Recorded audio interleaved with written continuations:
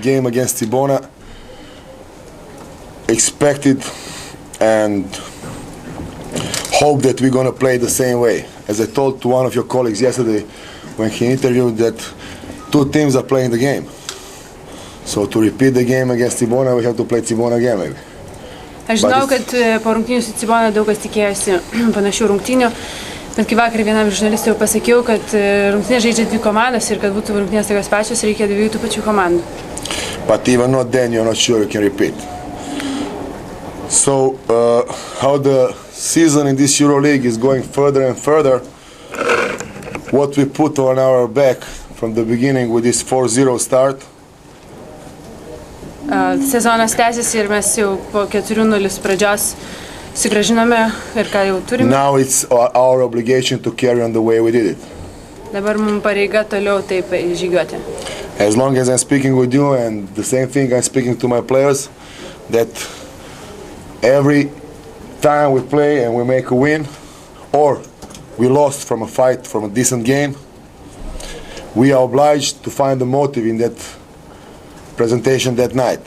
So how the season is going further and further, we want to work as hard as possible for the moment where we are and to try to keep us on the level what we are.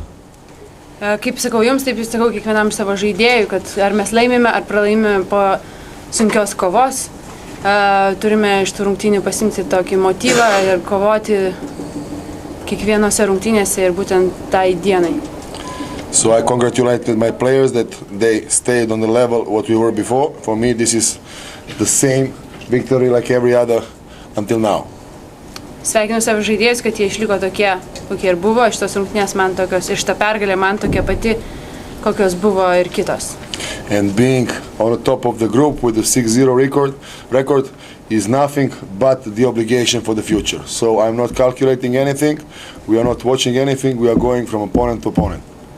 Ir kadangi esame pirmoje grupėje, laimėję 6 rungtynes, ir tai žiūrime ne kaip į kažkokį tai įsipareigojimą ar labai didelę pergalę, tiesiog išgijome rungtynės iš vienų rungtynių į kitas.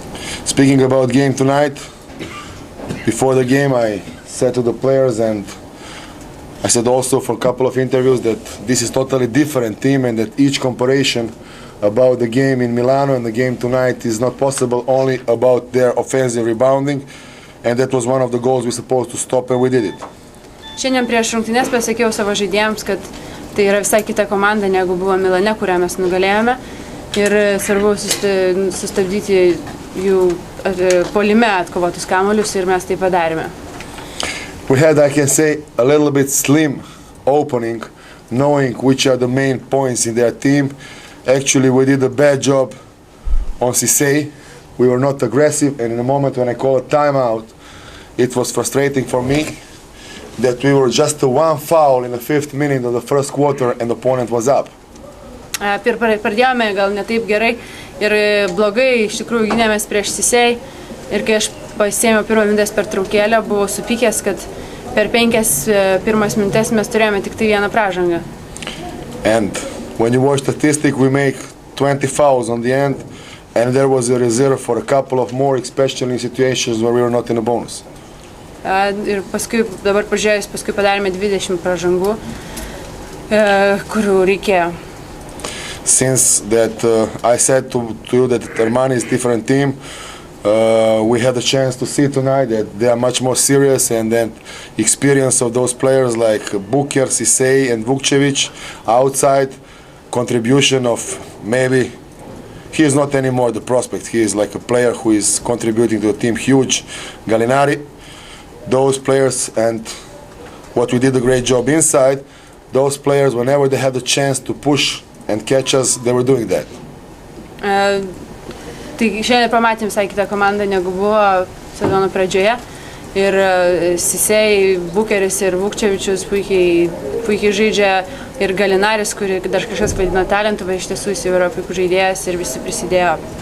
After that timeout, we catch the rhythm, and I think that defensively we didn't suffer anymore until the end of the game almost. We had a couple of falls in the offense. We slowed down a couple of times without reason. Maybe the only reason was that the players who were in that moment in the court couldn't catch a breath and just speed up and go in the back. and that's why we stopped a little bit in the beginning of the fourth quarter. But we keep playing defense, and although we went in a bonus, we were not punished because the opponent take a fouls not from easy situations. They had to work for those fouls, and it's not that easy to score a free throw in a moment when you have 2-3 minutes running to get that free throw. So I can be satisfied on the end with our performance tonight. I can be satisfied with the win, and I think that comparing to this game, I was asked yesterday how much reserve is in your team. I think there are a lot to reserve in this team. Ir po tos pertraukėlės mes iš tikrųjų gerai žaidėme ir gynėmės gerai, galbūt paskui buvo pražangų kažkokių, tai buvo sustabdytas kartais žaidimas sulėtintas, gal dėl to, kad žaidėjai neteko kvapo ir norėjo pailsėti, o pabaigoje dėl tų baudų kažkas metė baudos metimus, bet irgi kai lemiamais momentais jiems nėra lengva pataikyti. Todėl apskritai pažiūrėjus esu patenkinta šiomis rungtynėmis ir kai manęs klausia, kiek rezervų dar turi ši komanda, dabar sakau, kad turi, dar turi. Ar Jomantas turi specialią užduotį išvesti iš pusiausvyros Galinarį? The Jomantas have special...